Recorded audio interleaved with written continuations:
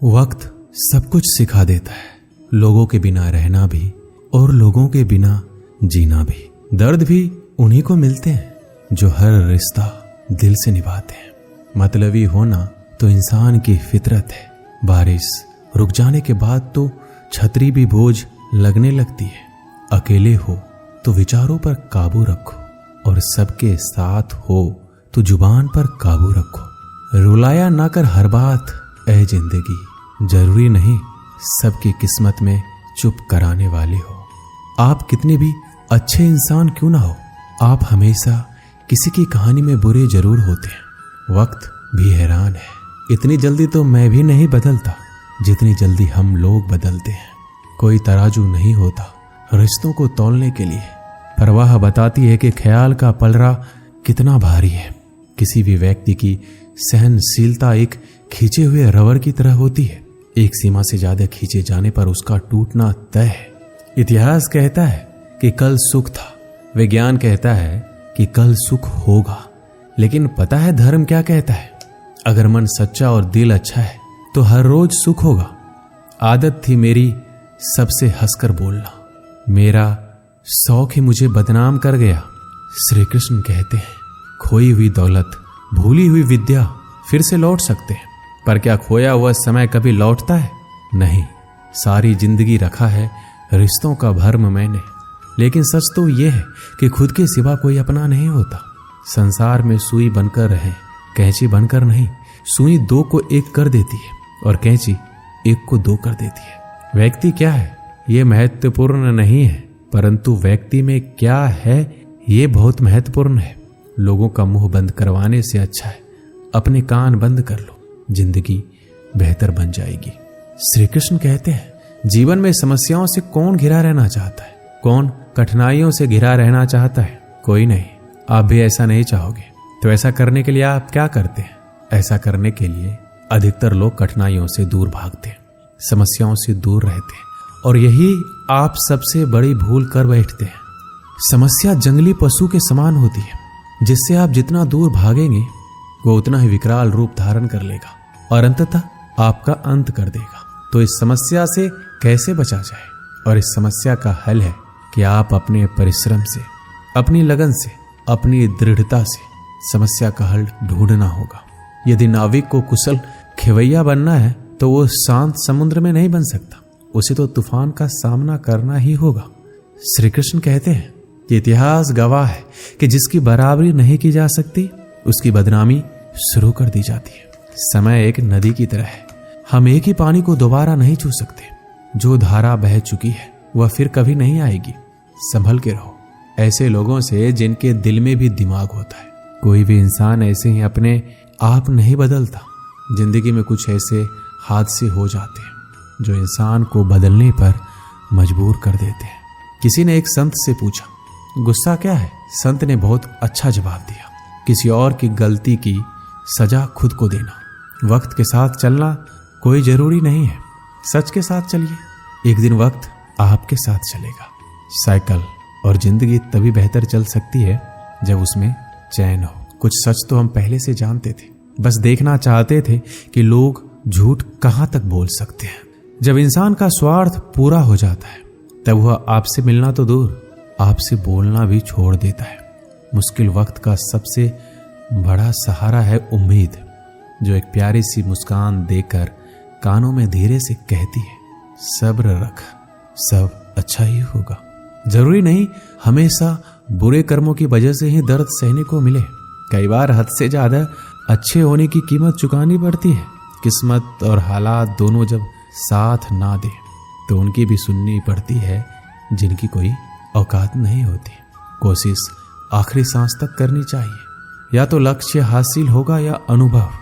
कहते हैं कि प्यार की शुरुआत आंखों से होती है। यकीन मानो प्यार की कीमत भी आंखों से ही चुकानी पड़ती है। श्री कृष्ण कहते हैं आपने पौधों को सींचते हुए देखा होगा, या आपने खुद भी पौधों को सींचा होगा, और आप भी ये कार्य प्रतिदिन करते होंगे। जब आप पौधे को जल देंगे तभी यह फलित होगा, इनमें से फूल निकलेंगे, इनकी सुंदरता बढ़ेगी। परंतु प्रतिदिन यह कार्य करने के पश्चात भी हम इससे एक महत्वपूर्ण सीख लेना भूल जाते हैं। हम कभी पौधों के पत्तों पर, उनकी डालियों पर, उनके फूलों और फलों पर जलधारा नहीं डालते, उन्हें धोते नहीं, परंतु फिर भी वह पनपते हैं, क्योंकि पौधों का जड़ ही सफलता का मूल है। यदि आप एक बार में अनेक कार्य करने जाएंगे तो आपको एक कार्य में भी सफलता नहीं मिलेगी, परंतु यदि आप बुद्धिमता से, दृढ़ मन से एक कार्य साधेंगे तो एकाएक स्वतः ही सारे कार्य सफल हो जाएंगे, जो आपका मूल है, जहां से आपको सिंचाई मिल रही है। यदि आपने उसी जड़ को छोड़ दिया तो एक सूखे पौधे की भांति आप भी सूख कर गिर जाएंगे और अपना अस्तित्व खो बैठेंगे। श्री कृष्ण कहते हैं, अच्छे लोग हमेशा साथ रहते हैं, दिल में भी, शब्दों में भी, दुआओं में भी। किसी के बारे में सब कुछ जान लेना उसे फिर से अजनबी बना देता है। पछतावा ना कीजिए, क्योंकि बीता हुआ समय अच्छा था तो वह यादगार है, और यदि बीता हुआ समय खराब था तो एक अनुभव है। परिस्थितियां हमारे लिए समस्या नहीं बनती, समस्या तो तब बनती है जब हमें परिस्थितियों से निपटना नहीं आता है। पता नहीं लोग दूसरों को उदास करके खुद कैसे खुश रह लेते हैं। रिश्ता चाहे कितना भी क्यों ना बिगड़ा हो, अगर सुधारना चाहो तो सब कुछ सही हो सकता है। रुलाते तो सभी हैं, लेकिन अगर कोई तुम्हारे लिए खुद रो पड़े तो उसे कभी खुद से दूर मत होने देना। इंसान कब बदल जाता है पता ही नहीं चलता, और हम ये सोचते रह जाते हैं कि आखिर हमने गलती कहाँ की है। जिंदगी में 3 लोगों को कभी मत भूलना। एक तो वो जो मुसीबत में साथ देते हैं, एक वो जो मुसीबत में साथ छोड़ देते हैं, और एक वो जो मुसीबत में आपको डालते हैं। जब लोग आपकी बुराई करें तो बिल्कुल परेशान ना हो, वास्तव में वह लोग आपको महत्व देने का कोई रास्ता जानते ही नहीं है। श्री कृष्ण कहते हैं, जीवन में सभी केवल सफल होना चाहते हैं, केवल विजय चाहते हैं। कोई भी पराजित नहीं होना चाहता, कोई भी असफल नहीं होना चाहता, कोई भी नहीं चाहता कि उसके प्रयास व्यर्थ जाए। यदि एक दृष्टिकोण से देखा जाए तो ये उचित भी है, परंतु असफलता में भी एक अच्छी बात छुपी होती है। मैं बताता हूँ। सफलता आपका परिचय संसार को देती है, विजय के पश्चात संसार आपको जानने लगता है, और असफलता आपका परिचय संसार से करवाती है। पराजय के पश्चात आप अपने जीवन को जानने लगते हैं। इसलिए सफलता और असफलता से घबराए नहीं। यदि आपकी सोच सकारात्मक रहेगी तो यही सफलता, यही पराजय आपको और अधिक शक्तिशाली बनाकर प्रस्तुत करेगी और जीवन में विजयी बनाएगी। श्री कृष्ण कहते हैं, तारीफ एक ऐसा चंदन है जिससे दूसरों को लगाए तो आपके हाथ अपने आप महकेंगे। समझने वाले तो खामोशी भी समझ लेते हैं, और ना समझने वाले तो जज्बातों का भी मजाक बना देते हैं। जो आपकी खुशी में अपना दर्द भूल जाए, उस इंसान से ज्यादा आपको कोई प्यार नहीं कर सकता। ये जिंदगी तमन्नाओं का गुलदस्ता ही तो है, कुछ महकती है, कुछ मुरझाती है, कुछ चुप जाती है। खुद को अच्छा बना लीजिए, दुनिया से एक बुरा इंसान कम हो जाएगा। भरोसा सब पे करो, लेकिन सावधानी के साथ, क्योंकि कभी कभी खुद के दांत ही जीव को काट लेते हैं। जिंदगी की रफ्तार बहुत तेज है, सुबह का दुख शाम को पुराना हो जाता है। कोई भी व्यक्ति इस संसार में हमारा दोस्त या दुश्मन बनकर नहीं आता है, हमारा व्यवहार ही लोगों को दोस्त और दुश्मन बनाता है। सबसे मुश्किल रास्ता वह है जिस पर आपको हमेशा अकेला चलना पड़ता है, और असल में वही रास्ता जिंदगी में आपको मजबूत बनाता है। बड़ों का दिया हुआ आशीर्वाद और अपनों की दी हुई शुभकामनाओं का कोई रंग नहीं होता, लेकिन जब ये रंग लाते हैं तो जीवन में रंग भर जाते हैं। श्री कृष्ण कहते हैं, कभी कभी हमें लगता है हमारे अपने, हमारे हितैषी, हमारे माता पिता को हमारे मन की बात ही नहीं समझ आ रही है, जैसे उन्हें हमारे हर कार्य, हर निर्णय में खोट दिखाई दे रहा है, और ऐसे में हम विद्रोह कर बैठते हैं। ऐसी अवस्था में हमें वही अच्छा लगने लगता है जो हमारे मन की बातों का समर्थन करे। हम उसे ही अपना हितैषी समझ लेते हैं, परंतु जो आपसे मीठी बातें कर रहा हो वो आपका हितैषी है, यह आवश्यक नहीं है। कुछ विषैले फूल बड़े सुंदर दिखते हैं, कुछ विषैले फल असाधारण रूप से बड़े स्वादिष्ट होते हैं, और ये भी आवश्यक नहीं कि हमारे रोगों का निदान करने वाली औषधि सदी मीठी हो। इसलिए विष और औषधि में अंतर को परखने का प्रयास करें। हो सकता है जो आपके हित की बात कर रहा हो वो आपको संकट के गर्त में ले जा रहा हो। श्री कृष्ण कहते हैं कि बात बात पर आवेश में ना आए। हो सकता है कि आपके माता पिता की कड़वी बातों में आपका हित छिपा हो, और माता पिता को भी प्रयास करना चाहिए। यदि उनकी संतान अनुचित निर्णय ले रही है तो उसके अनुचित होने का भान प्रेम से समझाना है, दबाव और शासन से नहीं, क्योंकि कभी कभी कटु शब्द और कटु वचन अनुचित निर्णय को और पक्का कर देता है। श्री कृष्ण कहते हैं, पानी समंदर में हो या आंखों में, गहराई दोनों में होते हैं। खुशी के लिए काम करोगे तो खुशी नहीं मिलेगी, मगर खुश होकर काम करोगे तो खुशी जरूर मिलेगी। कुछ रिश्ते बस निभाने के होते हैं और कुछ जताने के लिए। खुशियों का कोई रास्ता नहीं है, खुश रहना ही रास्ता है। अपना वजूद ऐसे बनाओ कि कोई आपको छोड़े तो आपको कभी भुला ना सके। हमारी समस्या का समाधान केवल हमारे पास है, दूसरों के पास क्या है? दूसरों के पास तो केवल सुझाव है। जीवन में प्रयास सदैव कीजिए। लक्ष्य या अनुभव दोनों ही अमूल्य है। अहंकार की बीमारी शराब जैसी होती है, खुद को छोड़कर सबको पता चलता है कि इसको चढ़ गई है। बस सिर्फ हंसते रहो, दुनिया वाले सोचते ही रहेंगे कि इसको कौन सा सुख मिल गया है। सफलता की पोशाक कभी तैयार नहीं मिलती है, इसे बनाने के लिए क्या जरूरी है? मेहनत का हुनर। खुश रहना चाहते हो तो 5 बातों पर ध्यान दो। पहला, बीते हुए वक्त को भूल जाओ। दूसरा, वर्तमान में जियो। तीसरा, भविष्य की चिंता ना करो। चौथा, खुद की तुलना दूसरों से करना बंद कर दो। और 5वां, अपने काम को टालना बंद करो। ये आवश्यक है। श्री कृष्ण कहते हैं, हम सभी बचपन से ये सुनते आए हैं कि अच्छे मित्र हमारे जीवन को पूर्णतः परिवर्तित कर सकते हैं। परंतु कौन? जिनसे आप प्रश्न पूछें और वो मित्र बिना किसी पक्षपात के, भय रहित होकर, बिना किसी लालच के आपको उचित उत्तर दे।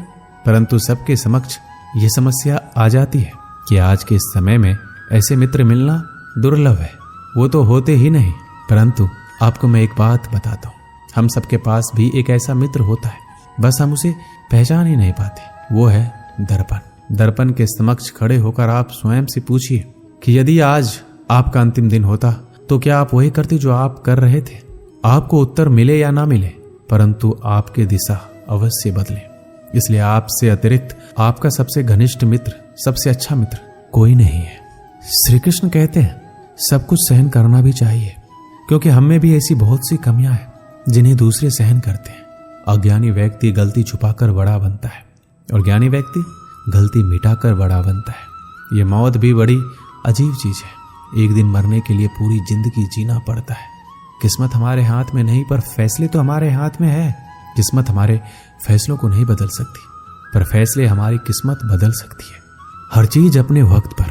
बस एक प्यार है जो कभी बूढ़ा नहीं होता। जीवन में ज्यादा रिश्ते होना जरूरी नहीं है, जो रिश्ते हैं उनमें जीवन होना जरूरी है। सच के लिए लड़ने का हुनर सीख लो, क्योंकि कुछ सांपों के डर से शेर जंगल छोड़कर नहीं जाते। ये जिंदगी है, यहाँ पीठ पीछे छुरा मारने वालों को निर्दोष और भरोसा करने वालों को दोषी मानते हैं। श्री कृष्ण कहते हैं, हम सब शीघ्र ही सफलता चाहते हैं, ढेर सारी संपत्ति और सुख चाहते हैं। ऐसे में हम कई बार छोटे मार्गों को चयन कर लेते हैं, वो मार्ग जिनमें परिश्रम नहीं होता, जिनमें होता है तो केवल छल, कुटिलता और भाग्य का सहारा। जैसे कि जुआ। कोई जुए के खेल में धन लगाता है, कोई दांव लगाता है और ये भूल जाता है कि जुआ एक ऐसा दलदल है जिसमें एक बार गिरो तो सर्वनाश से पहले निकलना असंभव है। यदि आप जीतते हैं तो जीतने की भूख बढ़ जाएगी। यदि आप कुछ हार बैठे तो उसे पुनः पाने के लिए आप फिर से खेलेंगे। मनुष्य को यह आभास ही नहीं होता कि अपनी संपत्ति के साथ वो अपनी मानवता, अपने संस्कार, अपने धर्म और अपना उत्तरदायित्व सभी जुए की भेंट चढ़ा देता है। इसलिए कुछ पाना है तो परिश्रम से पाओ। अगर कुछ जुए में जीता भी तो वो उतना ही शीघ्र खो दोगे, क्योंकि उसे परिश्रम से नहीं पाया गया है और उसकी रक्षा करने के लिए आपके मन में स्वाभाविक प्रयास भी नहीं होंगे। एक गांव में एक आलसी आदमी रहता था। वह कुछ काम धाम नहीं करता था, बस दिन भर निठल्ला बैठकर सोचता रहता कि किस तरह कुछ खाने को मिल जाए। एक दिन वह यूं ही घूमते घूमते आम के एक बाग में पहुंच गया। वहां रसीले आमों से लदे कई पेड़ थे। रसीले आम देख उसके मुंह में पानी आ गया और आम तोड़ने वह एक पेड़ पर चढ़ गया। लेकिन जैसे ही वह पेड़ पर चढ़ा, बाग का मालिक वहां पहुंचा। बाग के मालिक को देख आलसी आदमी डर गया और जैसे तैसे पेड़ से उतरकर वहां से भाग खड़ा हुआ। भागते भागते वह गांव के बाहर स्थित जंगल में जा पहुंचा। वह बुरी तरह से थक गया था, इसलिए एक पेड़ के नीचे बैठकर सुस्ताने लगा। तभी उसकी नजर एक लोमड़ी पर पड़ी। उस लोमड़ी की एक टांग टूटी हुई थी और वह लंगड़ा कर चल रही थी। लोमड़ी को देख आलसी आदमी सोचने लगा कि ऐसी हालत में भी इस जंगली जानवरों से भरे जंगल में लोमड़ी कैसे बच गई?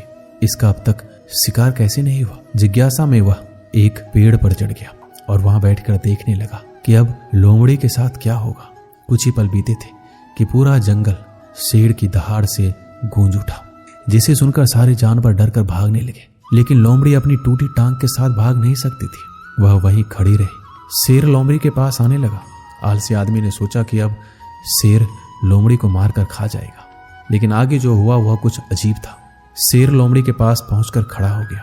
उसके मुंह में एक मांस का टुकड़ा था, जिसे उसने लोमड़ी के सामने गिरा दिया। लोमड़ी उस मांस के टुकड़े को खाने लगी। थोड़ी देर बाद शेर वहां से चला गया।